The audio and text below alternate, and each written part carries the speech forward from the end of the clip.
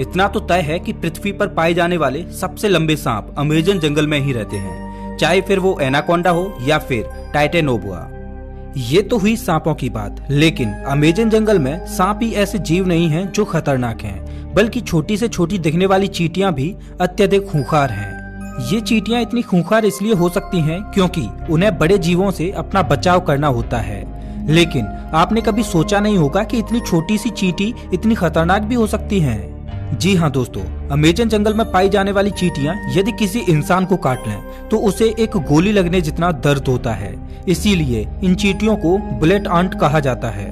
Amazon जंगल में रहने वाली चींटियां अगर किसी व्यक्ति को काट लें तो उसे 5 से 6 दिन तक भयंकर दर्द सहना पड़ता है। और इतना ही नहीं, इनमें से कुछ चींटियां अत्यधिक जहरीली भी होती हैं, जिनके काटने से इंसानों की मृत्यु तक हो जाती है। ये तो थी अमेजन जंगल में रहने वाली चींटियों की बात। अब हम आपको एक ऐसे जीव के बारे में बताएंगे जिसके बारे में सुनकर आपके पैरों तले जमीन खिसक जाएगी।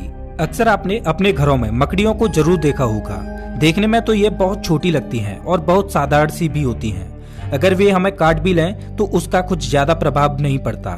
ऐसी मकड़ियों के बारे में तो सब जानते हैं, लेकिन क्या आप जानते हो कि अमेजन के जंगल में 6 फीट लंबी मकड़ी को देखा गया है। अमेजन जंगल में रहने वाले आदिवासियों के मुताबिक अमेजन जंगल में 6 फीट लंबी मकड़ियां पाई जाती हैं। ये मकड़ी इतनी खतरनाक होती हैं कि ये अपने बच्चों तक को मार देती हैं। आदिवासियों के अलावा कुछ वैज्ञानिकों ने भी इतनी बड़ी मकड़ियों को देखे जाने का दावा किया है। अमेजन जंगल में इतनी बड़ी मकड़ियों के बारे में ये बात कितनी सच है, इस पर अभी स्पष्ट तरीके से कुछ कहा नहीं जा सकता। लेकिन इतने बड़े और खतरनाक जंगल में इतने खतरनाक जीवों का पाया जाना कोई बड़ी बात नहीं है, क्योंकि ये वो जगह है जहाँ तक इंसानों की पहुँच बहुत कम है।